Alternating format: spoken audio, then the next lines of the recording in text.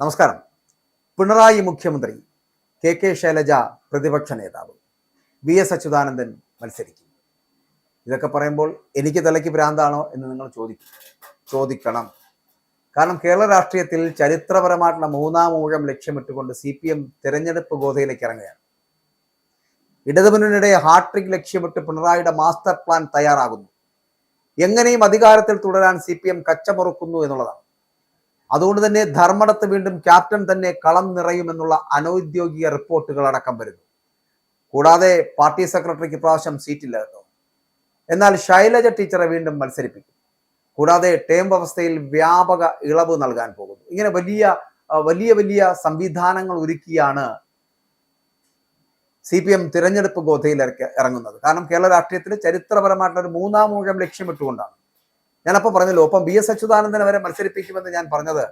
അതാണ് തന്ത്രം, പിണറായിയുടെ ചാണക്യ തന്ത്രം. വേലിക്കകത്ത് അച്യുതാനന്ദൻ എന്ന വി.എസ്. അച്യുതാനന്ദൻ മത്സരിക്കുന്നു അടുത്ത നിയമസഭാ തെരഞ്ഞെടുപ്പിലും. എങ്ങനെയെന്നല്ലേ? അച്യുതാനന്ദനോടുള്ള പകയിൽ മുമ്പ് ചെയ്തതെല്ലാം പിണറായിയും പാർട്ടി സെക്രട്ടറിയും അടക്കം പലരും മറക്കാൻ പോകുന്നു.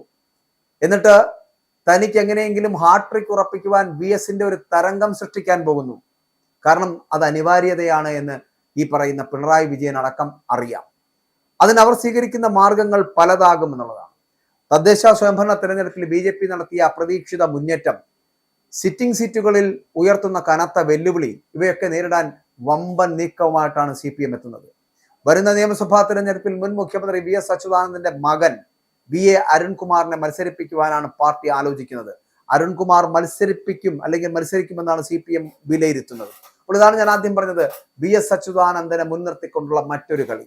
അപ്പോൾ VA അരുൺകുമാർ, വി.എസ്. അച്യുതാനന്ദന്റെ മകൻ തന്നെ ഇറങ്ങിയാലോ? VA അരുൺകുമാറിനെ സ്ഥാനാർത്ഥിയാക്കി നിർത്തിക്കൊണ്ട് കേരളത്തിൽ അങ്ങോളം ഇങ്ങോളം BSന്റെ ഫ്ലക്സ് ബോർഡ് വെച്ച് വോട്ട് പിടിക്കുവാൻ വീണ്ടും നടത്തുന്ന ഒരു ശ്രമമാണിത്.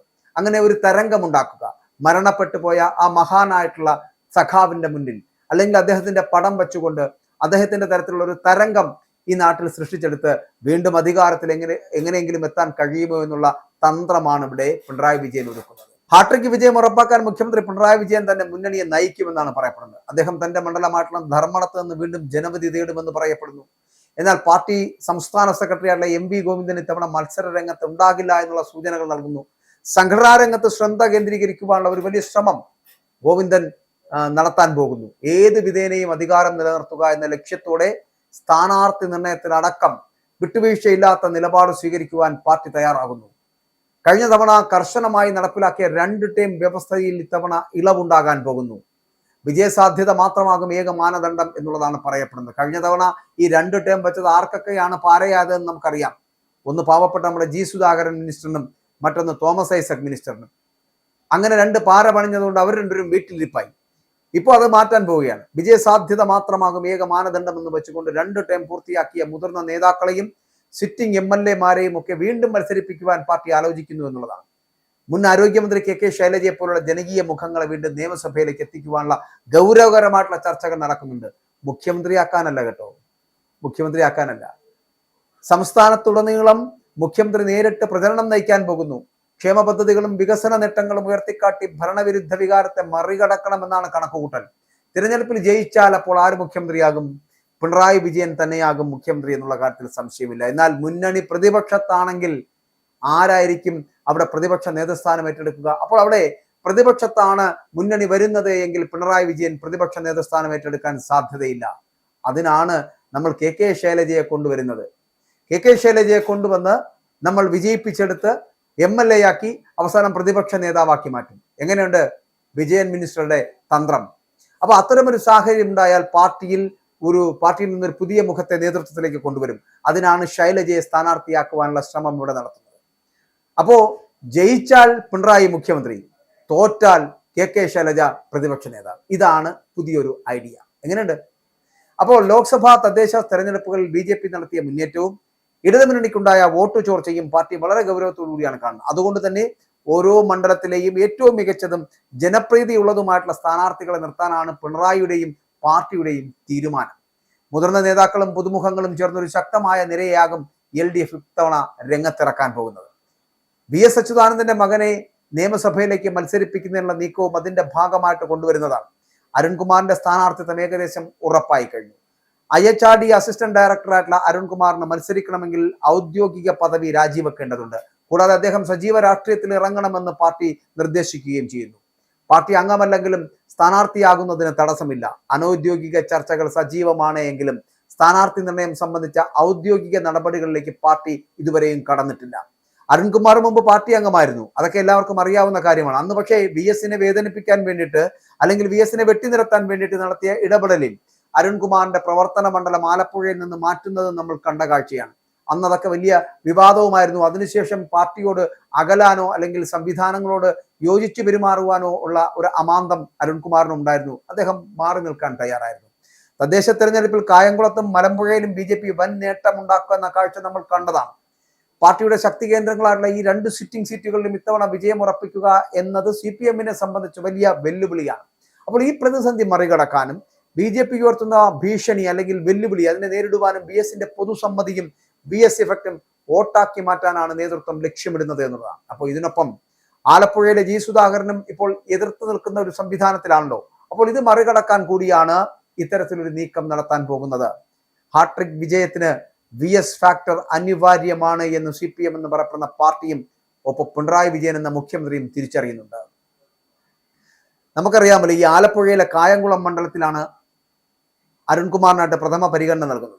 നിലവിലെ MLA ആയിട്ടുള്ള U. പ്രതിഭ 2 തവണ വിജയിച്ച സാഹചര്യത്തിൽ ഇത്തവണ അവർക്ക് ഇളവ് ലഭിച്ചില്ല എങ്കിൽ പകരക്കാരനായിട്ട് അരുൺകുമാറിനെ പരിഗണിക്കുവാനാണ് അവിടെ സാധ്യത. കായംകുളത്ത് BJP-ക്കായിട്ട് ശോഭാ സുരേന്ദ്രൻ മത്സരിക്കുമെന്നുള്ള സൂചനകൾ വരുമ്പോൾ ഈ സാഹചര്യത്തിലാണ് ഇവിടെ ഒരു പുതിയ നീക്കം, ഒരു കരുനീക്കം VS-നെ ഉപയോഗിച്ചുകൊണ്ടുള്ള ഒരു വെട്ടിനിരത്തൽ നടത്താൻ പോകുന്നത്.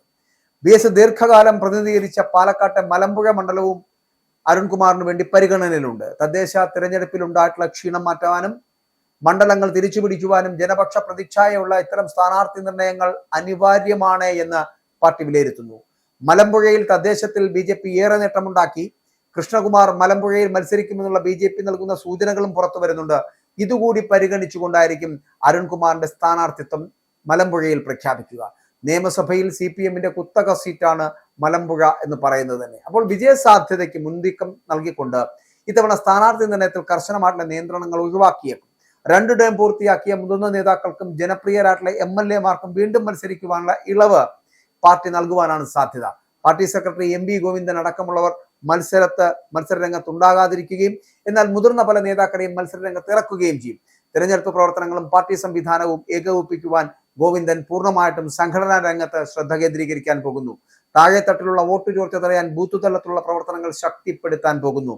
തദ്ദേശ തെരഞ്ഞെടുപ്പില് BJP മികച്ച പ്രകടനം കാഴ്ചവെച്ച മണ്ഡലങ്ങളിൽ പ്രത്യേക ശ്രദ്ധ നൽകാനാണ് തീരുമാനമില്ല എന്നുണ്ടെങ്കിൽ അടപടലം CPM പൂട്ടിപ്പോകുമെന്നുള്ള കാര്യത്തിൽ സംശയമില്ല.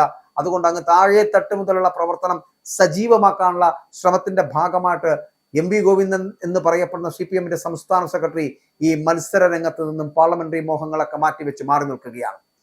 BJP-യിലേക്ക് വോട്ട് പോകുന്നത് തടയാൻ ന്യൂനപക്ഷ ഭൂരിപക്ഷ വോട്ടുകളുടെ ഏകീകരണം ഉറപ്പാക്കുന്ന തരത്തിലുള്ള തന്ത്രങ്ങളാകും ഇനി അവർ ആവിഷ്കരിക്കാൻ പോകുന്നത്. എന്തായാലും ഒരു കാര്യം ഉറപ്പാണ്, ഈ വരുന്ന നിയമസഭാ തെരഞ്ഞെടുപ്പിൽ പിണറായി വിജയന് വീണ്ടും മുഖ്യമന്ത്രിയാകുവാനുള്ള മോഹമുണ്ട്. അതുകൊണ്ട് തന്നെയാണ് കഴിഞ്ഞ ദിവസം മാധ്യമപ്രവർത്തകർ മത്സര രംഗത്തുണ്ടോ എന്നുള്ളത് ചോദിച്ചപ്പോൾ പാർട്ടിയാണ് എല്ലാം തീരുമാനിക്കേണ്ടതെന്ന് പറയുന്ന തരത്തിലുള്ള അദ്ദേഹത്തിന്റെ വാക്കുകൾ പുറത്തു വന്നത്. അപ്പോൾ ഒരു കാര്യം ഉറപ്പാണ്, അദ്ദേഹം വീണ്ടും മത്സരിക്കും. പിണറായി മുഖ്യമന്ത്രിയാകുവാൻ തന്നെയാണ് തയ്യാറെടുക്കുന്നത്. വിജയിച്ചാൽ LDF വിജയിക്കുകയാണെന്നുണ്ടെങ്കിൽ മുഖ്യമന്ത്രി പിണറായി വിജയൻ തന്നെയായിരിക്കും. ഇനി LDF പരാജയപ്പെടുകയാണ്, പകരം UDF വിജയിക്കുകയാണ് എന്നുണ്ടെങ്കിൽ അവിടെ പ്രതിപക്ഷ നേതാവ് പക്ഷേ KK ശൈലജയായിരിക്കും എന്നുള്ള കാര്യത്തിൽ തർക്കമില്ല.